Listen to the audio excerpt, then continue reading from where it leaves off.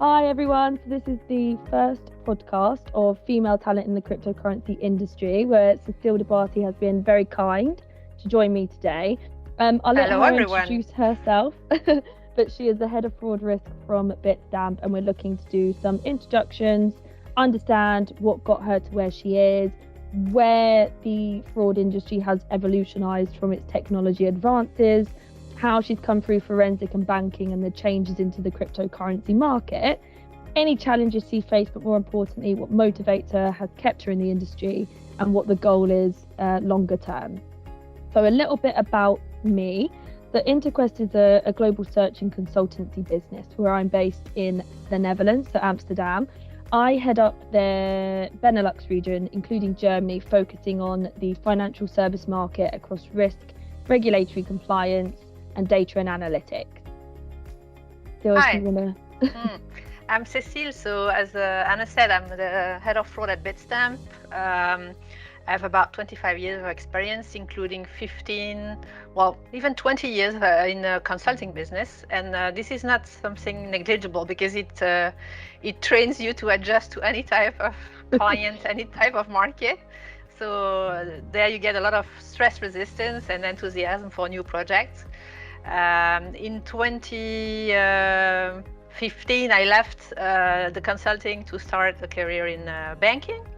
I've been through private banking, fund banking here in Luxembourg, and also corporate banking, doing various jobs in forensics and compliance. And when Anna contacted me a year and a half ago for this job in Bitstamp, I was very enthusiastic about it because I would have an exclusive position dealing with fraud risk in the crypto business. And fraud risk and fraud investigation has always been my passion there.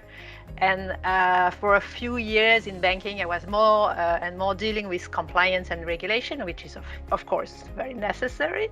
Yeah. But, doing back fraud only was very exciting. And in this particular market, precisely at this time of evolution.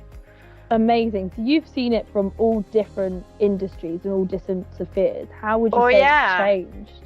Yeah, well, I started basically investigation when I was at PwC in Belgium. I'm originating from Brussels. Because some colleagues of UK firm needed some young staff to work on investigation. And I thought, wow, I can do that for a living without being a cop, right? So that's where my passion started. And I started investigating trading fraud. These big traders like, the big French one that was known all over for defrauding Société Générale, or others, everywhere in the world. We heard about these guys for a long time in the newspapers, and they were like fantasies. And I started dealing with this kind of fraudsters initially. So the guys who were, hiding their position, trading on very risky markets, and ultimately made a big haul of 5 billion euro in the bank accounts. So that was something never ending, and very very exciting, because at the time the bank was not prepared for that, the banking system. Well, if you look at it even from the regulatory side, they probably weren't even prepared to identify how efficiently and effectively you can regulate a situation like that, even from a fraud perspective, not let alone the regulatory application. Yeah. And definitely, and the way the new traders managed to hide the fraud for some long time, sometimes few years, even 10 years for some of them. They got very good at it. Yeah, they were very knowledgeable about the back office, the IT part of it. So they were manipulating other more senior managers who were not really fluent into IT controls and IT security in the trading. And they would, as long as they would make money for the bank, basically it was the hypes back then. Everybody was happy, management was happy, shareholders were happy, nothing to say about it, and it continued. People were, some banks grew so fast during the 90s, the early 2000 years that eventually, nobody cared much about controls, and we had to have the crisis of 2008 before, everybody realized that many balance sheets and P&L over there were fake, were actually overestimated, and not really reflecting the position of the bank in its ledgers. So that was really a wake-up call for the sector, I would say. Yeah, no, I completely agree. And obviously you've gone from consulting within banking also to corporate banking in-house, and then also over to the cryptocurrency world. What would you say the biggest changes were from all three of those moves? Consulting, I was already performing investigation in the banking sector, so I knew the banking sector.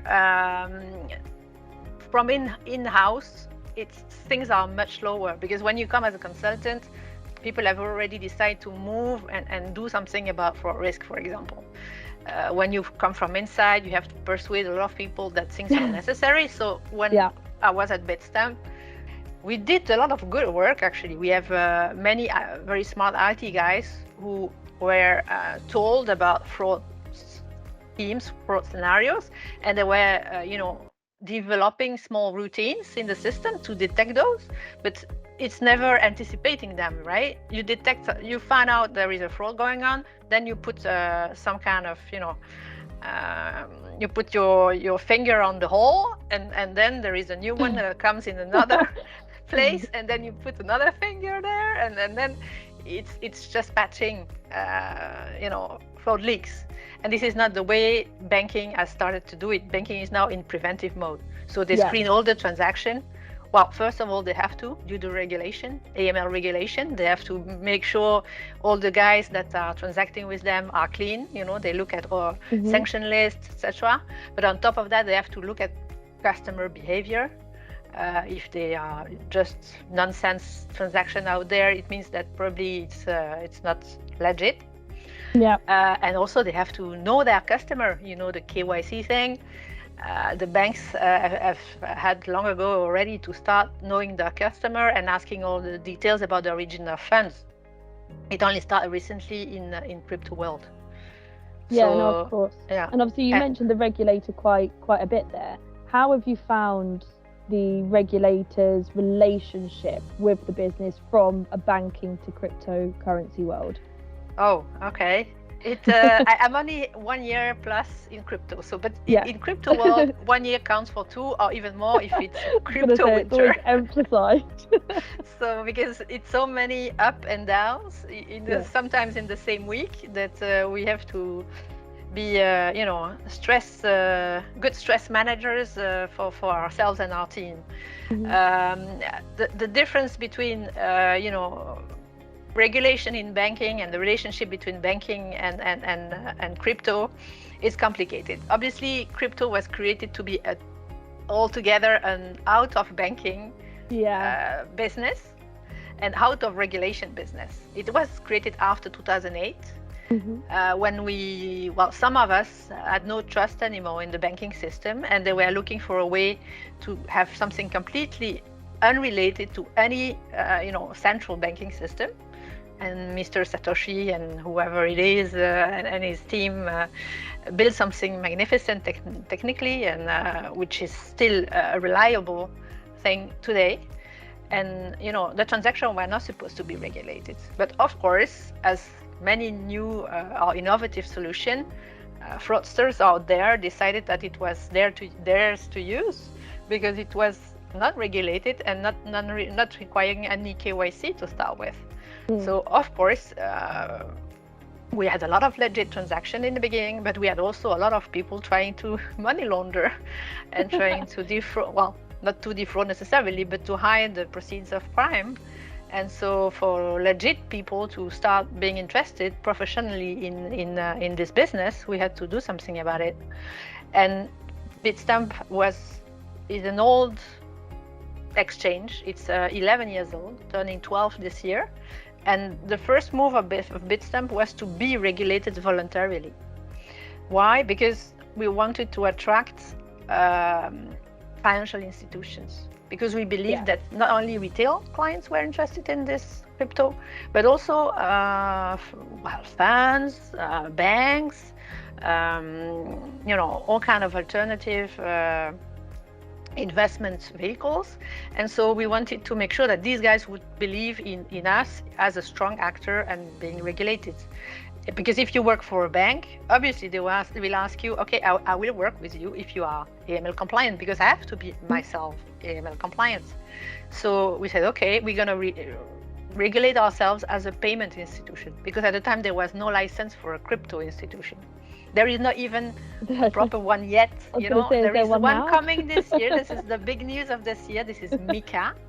And in between there was the virtual asset service provider license, which we have, but we have to ask for one in each and every country, which is not very easy in Europe. For example, we have to passport ourselves by doing an application again for each European country. So hopefully MiCA will come there. It's just basically what we need to happen. And we're working on it, and eventually we will be very similar in regulation than the banks are today. Yeah, and it's a really good topic to actually bring up, because we've been speaking to various different cryptocurrency companies at the moment who are saying, how can we be attractive to institutional investors? How can we take it away from retail customers like me, sat in my front room trading on all these different apps? And actually look at it from institutions, and that comes down to actually being able to be the custodian as well, which comes from banking license. You can hold their money, de-risk the element of loss in some sort of way, and actually then be able to provide it and also advertise it to institutions in a safe way of investment, because the money's also held with the same person. So that's actually really interesting. It's a conversation that we're having with a fair few others as well. Obviously technology has been a massive player in the evolution of cryptocurrency, but also the digital market itself. The amount of transformations and digitalization which has happened in the last 3 years is insane. How have you found the technology advances applied to fraud change in the period of your career? It's a big question. I know. Initially we were just investigating existing fraud when we uncovered them. When usually we would uncover fraud when the trader or whoever was in charge of the fraud, or the team who was dealing with the fraud, was sick, fired, and eventually we would find out, because nobody was there to patch it anymore. We would find that the fraud by chance. More and more, during internal audits, external audits sometimes, compliance reviews, we would find out some anomalies. But it would require us to download figures, put them all on an Excel sheet, and make calculations of anomalies. Nowadays, we have these very smart tools, and I started knowing about these tools when I did fraud in telco, like 10 years ago, because telco people, have much less legacy system than banking. They are younger, and they have been smart enough, because they are younger, to team up and create some very standard procedures in describing their transaction. Basically, when you phone a person from A to B, it's very standard information you get on the phone call everywhere in the world. So this was very easy to track fraud, because everywhere the same kind of pattern was recognizable. Then they applied this kind of software that was most of the time at that time from Israel, because Mossad and all the big money that was put in these IT sector over there was very useful for industry, and they have developed software to detect fraud in telco, for example. And this smart application have been transitioned to banking, because it's more and more standardized. We have SEPA system nowadays in Europe, and in US we have other system, but it can be easily configured to compare transaction to one to another, from a banking system to another, from a country to another, etc. So when we have comparable things, we can detect anomalies. And the first few solutions were just detecting anomalies.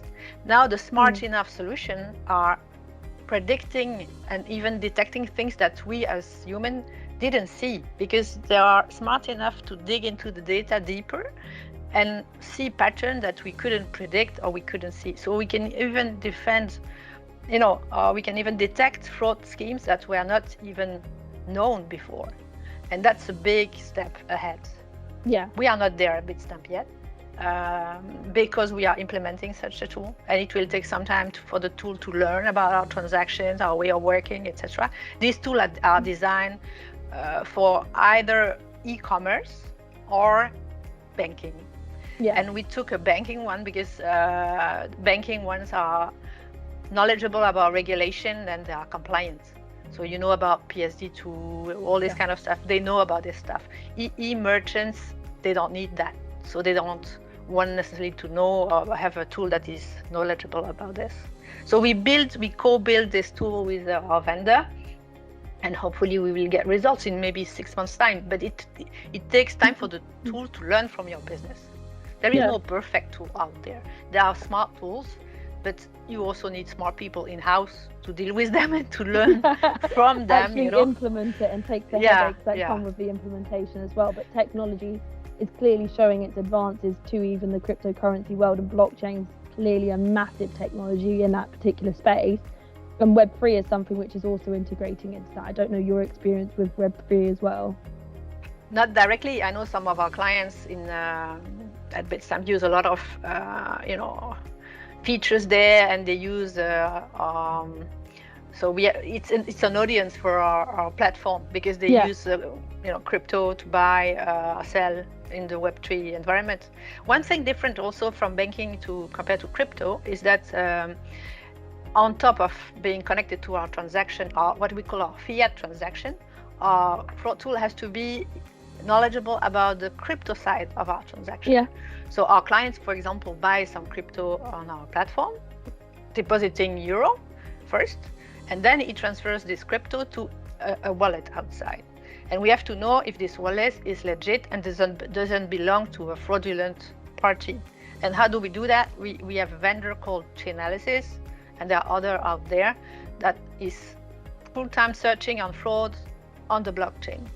And they can put a name on big unidentified or unhosted wallets if they are fraudulent, because they have been doing that for maybe 10 years now. And so through the various transactions that goes in and out that you can track on the blockchain, as you know, we know who are the owners of these wallets, the bad ones and the good ones. And that's how we get help on the crypto sphere. We connect a traditional tool for fiat transaction to a tool in the blockchain to feed each other. Yeah. So the blockchain part I had to learn. I think got myself trained on the blockchain. And I can do some investigation on Chainalysis now. I did some certification, but which has so many different areas to it, and there's so many different things that you can use it for. I'd love to meet someone who's an expert, because I don't think we're going to meet someone who's an expert in the entirety of a blockchain sphere. Yeah, and you don't need to be an expert. I was an expert in fraud, and I was good enough for Bitstamp to hire me, because then I could provide my experience in fraud investigation, fraud prevention, fraud detection. My colleagues here, which are dealing with the fraud investigation on a daily basis, they are not fraud experts, they are crypto experts. And I need their expertise, and I ask them questions in a very humble way, because I don't know every day what's going on, and they have to teach me about the crypto. Yeah. So for people who want to work in this world, you don't need to be crypto savvy. You just need to be curious and use your own know-how and knowledge in another environment. And that's totally feasible. In risk, all of us are coming from banking environment. Some more tech than others, but I'm coming. My previous job directly from here was private banking, so completely different. My colleague, other female colleague, by the way, who is head of the financial risk, she comes also from financial institutions, from private banking. So typically, it's okay. It's no big deal. You just need to be curious about the evolution, and that's what brought me personally in this industry. I wanted to apply my fraud knowledge into the crypto industry for another challenge. I mean, because I work in fraud and I was in consulting for many years, I need excitement in my job. Otherwise, I get bored, if I do the same every other day. So here I find what I love: fraud, risk prevention, and excitement. Sometimes bad excitement, sometimes good. But, I mean, you don't get bored. That's for sure. Yeah, that's for sure. This is it. It's an industry which changes so much, and we've seen that from the crypto winter. But from what crypto was before that, it was probably industry leading at that point. What would you say the challenges were moving over into a crypto space, and what motivates you to stay within it when those challenges arise? Yeah, I was well aware of risk. When you work in fraud all your career, a fraud can put your company at risk. So, sometimes I saw company collapse because of fraud. And I know also that, things I knew it was volatile. I mean, I was out there for some time. And I was not surprised when the first drop came. Compared to my younger colleagues sometimes who came here in Luxembourg from the financial sector, we have some, in our compliance team or in our legal team. They were very surprised that last year we didn't get any bonus. I said, guys, you cannot have all the advantages of the banking sector, the stability, the every year guaranteed bonus, and have the same excitement as new technology, environment. When you join crypto industry, you knew how volatile it is. It's not new that there is winters coming, summer coming, and it has been like this since the start. I mean, I've discussed with some of my oldest colleagues here at Bitstamp. They've been through 5 crypto winters already. And they're still there. And they're still there. Not all of them are still there, because a lot. For some people it's tough to have to be in an unpredictable environment. Some people lose their job, but when you join this sector, you just know it's gonna happen, and it's no big deal, because you will grab knowledge very fast, precious knowledge that you can sell outside, and then if you lose your job, your CV is definitely valued more than before you started working for crypto, and it's there to stay. I'm very convinced of that. You have to be convinced that it's there to stay. And then, okay, you take the hit, no bonus, no salary increase, no promotion for a year or two. But then, we have also the good times where it's all very growing and exciting, and new actors are coming in. It's like the internet bubble in the 2000s. We had these crazy valued companies that would, say they would make a lot of things and be very profitable. Some of them survived, like the Facebook and the Amazon of the world, but some collapsed. And this market is maturing, and it's no big surprise to me that there is some market adjustment and the wrong players are gone. What I'm very sad about is that this FTX fraud case recently, the collapse of the FTX platform has hit severely the industry, and then put back fear into people about crypto. And it's sad, because it's just a fraud, right? It's like a Madoff type of fraud, and it's just ununderstood by people, most of them. They just see this as crypto bad thing and never gonna invest in crypto ever. But they should know better, because it's gonna come back even stronger, because all the bad actors or the not so good ones will eventually restructure or disappear. So when you're obviously looking to hire, because clearly you can see you're motivated behind the actual industry itself, you can see the bad, but the good outweighs the bad in terms of what you get and the outcome. Probably don't expect to make huge money for the first couple of years. You can, or maybe you will just stay at your salary position. So negotiate properly when you enter. That's for you. But stick to it. I mean, you have a lot of very bright people working in this industry, very innovative. All kind of new products are out there every other day, and read about it, because crypto is not all about Bitcoin going up and down. It's about inventing a new world where we will all live in the coming cycle, on the coming century, and it's very nice to feel part of this evolution in a way. Yeah. But it's sometimes stressful and sometimes tricky. You have to be a bit prepared for that. But if you like excitement and adventure, that's where you should be. I mean, definitely. And it's not about age. I can tell you, I've seen many young people being very afraid to enter the industry, or coming here and saying that's not for me, I leave. And all the people that are also like me, that are feeling an excitement there and can bring their expertise. And this is the combination of both that's working. When you have enough people in the company that know how to manage the risk, whatever the industry, and a lot of enthusiasts, developers, and marketing people who know how to make it stay, on the market. Yeah. That's.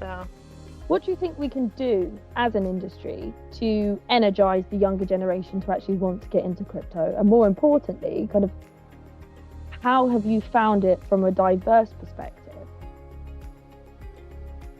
We usually had no problems to hire young people. I mean, you learn in this industry 2 times faster than in any other. And if you love technology and you love to, to know what the future is gonna look like, I mean, it's definitely the industry you should look at. And there are different actors there. Even in banking, you can work on crypto. We are preparing several partnerships with banking who want to offer crypto to their customer, and we will provide a solution to them, a white label solution. So, there are people in banking that are helping put in place these partnerships, technically, legally, etc. So even if you want to work in banking, you can also be interested in this new technology, and all the banks are interested. That's definitely out there. So, I mean, what do you have to lose except expertise? I mean, of course. You should not look for a position for a lifetime. This doesn't exist anymore, right? And people will value. How have you found it hiring between the male and females? Who is more interested, would you say? Who has the biggest risk appetite, which may be a better term of phrase, to join the cryptocurrency? Interestingly, in our office here in Luxembourg, we have a lot of female. Why is it? It's because the functions we have here are legal, finance, risk, and compliance. And nowadays, all these functions are very key to our business. So, and traditionally, compliance, which is based on legal background, is a bit more female than other type of jobs. Yeah. On the tech side, obviously, our techies are in Slovenia, most of them. There are more male, also because more guys choose computer science as a path of studying. So this is also due to the fact that we don't have enough women studying computer science that we could hire. But I can say that the best team out there, and the one who got the team award last year in 2022, was a whole female team, and it's called the data analytics team.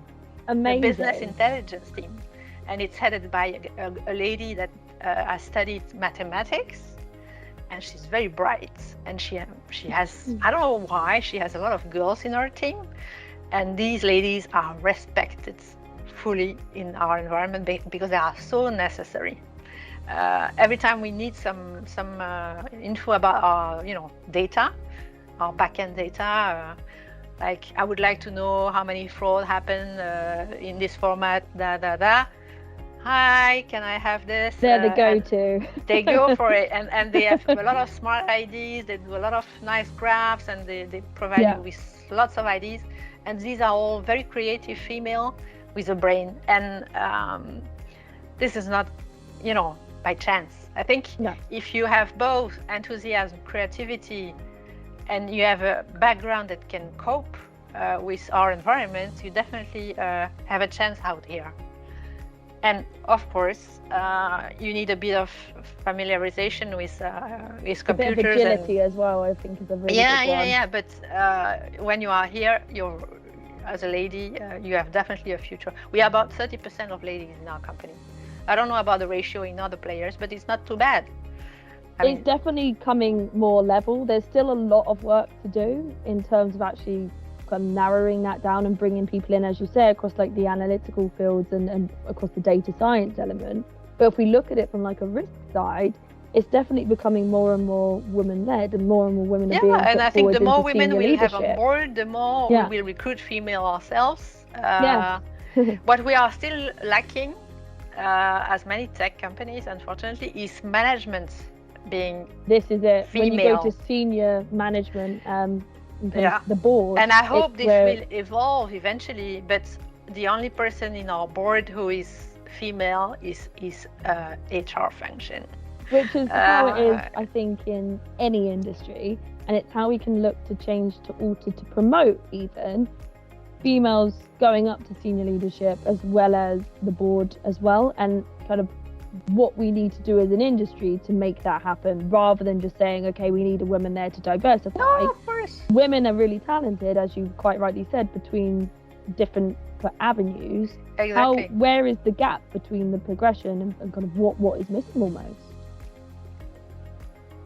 For example, another lady that I think is in the company for a long time is the one who started as quite a junior here and is now in charge of all our M&A activity. So we buy sometimes players on the market. For example, we need to offer crypto derivatives to our institutional clients. So instead of developing this ourselves, we bought an external player, and she is finding these targets. She's helping in these negotiations, making the partnership happen, and I'm sure she will make it to the top at least of this firm. And she's probably 35. Entered probably when she was 25. Oh wow! Yeah. So I mean, it's out there. We also need people to stick to the industry, because sometimes my experience shows that women are a bit afraid, when they don't feel it completely secure in the environment, in terms of losing your job or not being paid in bonus or whatever. They kind of tend to go to the secure path and following in the bank path, but they just have to take some risks. If you want benefits, or if you want reward, risk and reward are definitely linked. So if you want a no-risk job, there are some out there, but it's definitely less exciting. But this is also some credo I have as a woman. You should take as many risks as the guys do, and think about your everyday life. Sometimes you just don't want to do stuff because you're a bit afraid. Don't do that. I mean, you should dare more. And you never really. I changed jobs maybe 10 times in my career. I stayed 15 years at PwC, and then I changed more often. So it just takes one time. Sometimes it's difficult to leave your first employer because you are in love with it, right? But I decided, I want to know something else. And once you've done it, and then, oh wow, you survived. And you are happy, and maybe even happier. So it's just a good surprise to you that then you are not afraid anymore of changing. If you are confident enough that you have the capabilities, the brain, the energy to develop your career, why being afraid? You can be successful, whatever the environment, right? You just have to learn. Yeah. And I think even from looking at your background now, you can see that put into practice of exactly what it looks like just to take that step, but also the innovation. And as you quite rightly mentioned, it's important to be honest, is the challenges as well as the motivations behind joining an industry such as cryptocurrency and digital assets. I went to see a coach at some point when I left PwC. I launched my own business at that time. Yeah. And I was not sure, so I was asking questions. Should I do? And then he said something to me that was very inspirational to me. He said, there is not a good or a bad choice. There is a choice that you will make and you will live with it. And there is a choice that you will make and you will regret. And if you feel that not going there, not taking the risk of creating your own company, you will regret it forever. then do it, because Yeah, if you it's live do it without and fail, regrets, but have done it, you or can do still it and fail, but at succeed. least Yeah. you would be proud to have started and tried, and you have a good enough CV to find another job anywhere, but at least you would be proud of yourself to have done it. And that's something I've done again in crypto. I had a very safe job in private banking, but after 2 years I was bored. So I said, okay, when you contacted me 2 years ago, I said, okay, why not? It's an interesting challenge, and I like to put myself into challenge. Otherwise, life is boring. Just tick by. and we live longer and longer. We have asked to retire later and later. So come on, you're not gonna stay and do the same for 40 years, right? No, so, absolutely. Well, look, just to kind of round this up, is there one last thing you would say to anyone thinking about joining the industry to give them that little bit of a nudge? I think now is a good time, even if many players are not recruiting, so you might need to wait for another 6 months, maybe a year, for the industry to come back on its feet. But you should search, you should, read a lot, ask other people. I'm happy to answer any question, if people want to ask me. And you should think, would you, in 10 years' time, when everybody will have a crypto wallet and buy with crypto and play in the Web3, would you regret maybe that you didn't take the step? And I'm sure 50% of the people will say yes. Yes. Damn it. Should have done it while I could. Well, look, it's been amazing speaking to you today, and thank you so much for joining the first podcast of the series.